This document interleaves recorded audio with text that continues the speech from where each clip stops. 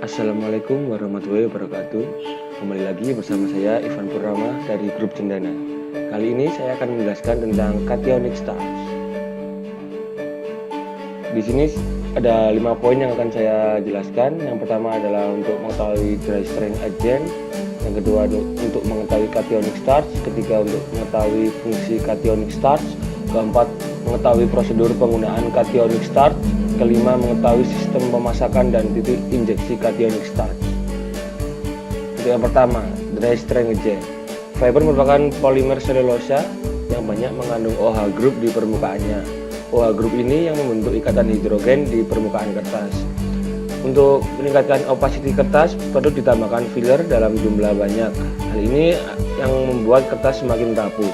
Untuk mengatasi hal ini maka ditambahlah dry strength agent. Banyak jenis dry strength agent.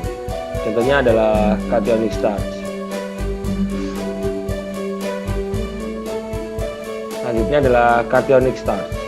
Umumnya starch berasal dari jagung, kentang, ubi, dan lain-lain. Starch di dalam tumbuhan atau umbi berbentuk butiran yang tidak larut dalam air. Ketika butiran starch suspensi atau dipanaskan, butiran starch ini akan mengembang dan larut dalam air. Starch terdiri dari 2 jenis molekul.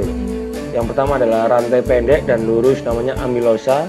Kemudian yang kedua adalah rantai bercabang dan banyak namanya yaitu amilopektin.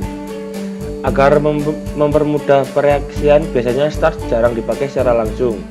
Umumnya starch ditambahkan bahan kimia sehingga starch menjadi bermuatan. Umumnya starch bermuatan positif atau bisa disebut dengan cationic. Fungsi dari dry strength agent yaitu untuk meningkatkan kekuatan fisik kertas, baik itu daya tarik, daya jebol, daya sobek, dan lain-lain ketika dalam kondisi kering. Caranya yaitu dengan meningkatkan ikatan antara fiber. Fiber berikatan satu sama lain dengan ikatan hidrogen ketika permukaan saling kontak langsung. Kenyataannya hanya sebagian kecil area fiber yang saling kontak. Ketika kertas mengering, starch mengikat di area ikatan antara permukaan fiber. Prosedur penggunaan cationic starch. Yang pertama, masukkan 1 jumbo cationic starch 800 kg ke dalam jet cooker. Kemudian cationic starch akan dilarutkan dengan fresh water secara otomatis dengan mempertahankan total solid antara 3,5 sampai 3,8%. Selanjutnya cationic starch akan dikirim ke cationic starch tank. Kemudian dalam perjalanannya, starch akan ditambahkan steam dengan suhu sekitar 130 derajat Celcius. Lalu starch yang sudah masak ini akan masuk ke flash chamber sebelum masuk ke storage tank. Dalam flash chamber ini, sisa steam akan keluar dan starch yang masak jatuh ke storage tank sehingga storage tank menjadi tidak bertekanan. Agitator di dalam storage tank ini dijalankan terus agar starch tidak menggumpal, suhu menjadi merata. Kemudian juga ada sistem pemasakan. Yang pertama adalah filter debu. Bila debu starch keluar dari manhole atau air in, berarti tidak ada udara yang terhisap. Jadi kita harus mencoba untuk mengecek filter tersumbat, vibrator tidak jalan, membuat filter tersumbat, kemudian exhaust fan mati. Bila debu starch keluar dari exhaust fan, kita harus mengecek filter robek, kemudian pemasangan filter tidak pas. Kemudian ada hooper dan blower. Hooper berfungsi untuk menampung starch dari jumbo bag. Hooper ini dilengkapi dengan vibrator atau beberapa nozzle udara untuk menurunkan starch sampai ke dasar, di mana mereka aktif dalam waktu tertentu secara berulang. Di dasar hopper ada rotary valve untuk menurunkan starch secara bertahap dan menghambat udara dari blower supaya tidak masuk. Kemudian ada blower. Blower berfungsi untuk menghapus starch yang jatuh dari rotary valve ke dalam silo. Pada mesin modern, starch ini langsung ditransfer dari mobile tank starch dengan cara memblow starch yang ada di dalam tangki ke silo. Selanjutnya ada starch silo. Starch merupakan material yang mudah cepat terbakar. Di dalam sebuah tangki, bila starch terbakar, akan terjadi ledakan yang cukup hebat. Karena itu, setiap tangki starch selalu dilengkapi pada bagian atas yang disebut dengan hedge explosion. Hedge explosion ini didesain sedemikian rupa sehingga dia akan rusak terlebih dahulu. Selanjutnya adalah screw mixing tank.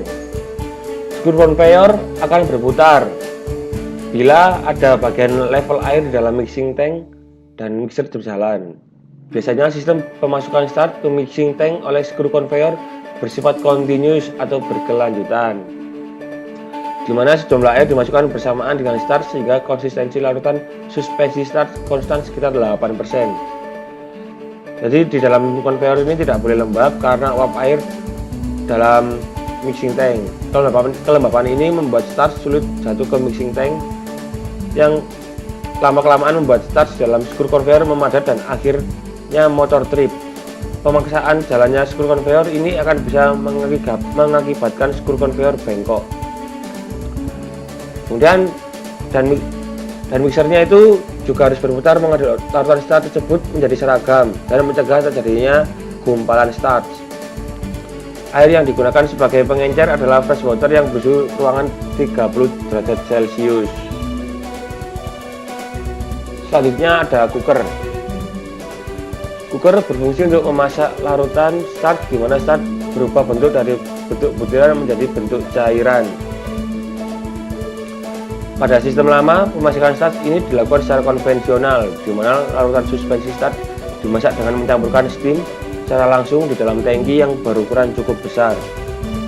Sistem ini tidak efisien karena banyak energi yang lepas dari tangki berupa uap steam. Terjadinya hammering di pipa steam karena terjadinya perbedaan suhu yang besar antara pipa steam dengan larutan starch di dalam tangki. Karena maintenance cost yang cukup tinggi pada sistem konvensional ini, seperti tangki bocor, pipa steam retak, kemudian transmitter rusak, maka banyak yang beralih menjadi ke sistem injeksi steam langsung yang dikenal dengan jet cooker, di mana steam dicampur dengan larutan starch sedemikian rupa di dalam hydroheater sehingga suhu larutan starch naik dengan cepat.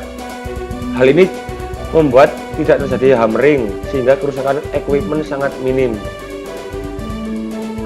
Selanjutnya, starch yang panas melewati pipa yang berkelok-kelok sehingga cukup lama starch berada di suhu yang panas dan yang akan membuat cukup lama waktunya.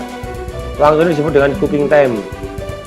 Panjangnya pipa ini disesuaikan dengan flow starch yang lewat sehingga cooking time-nya tepat. Keluar dari ujung pipa ini, starch sudah merubah menjadi bentuk cair dan transparan.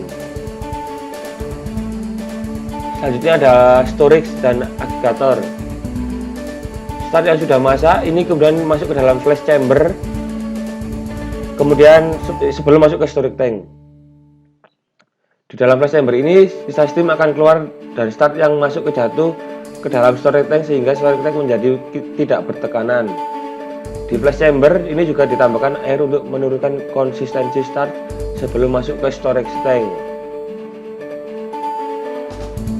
Agitator dijalankan terus supaya starch tidak membeku dan menjaga suhu tetap merata.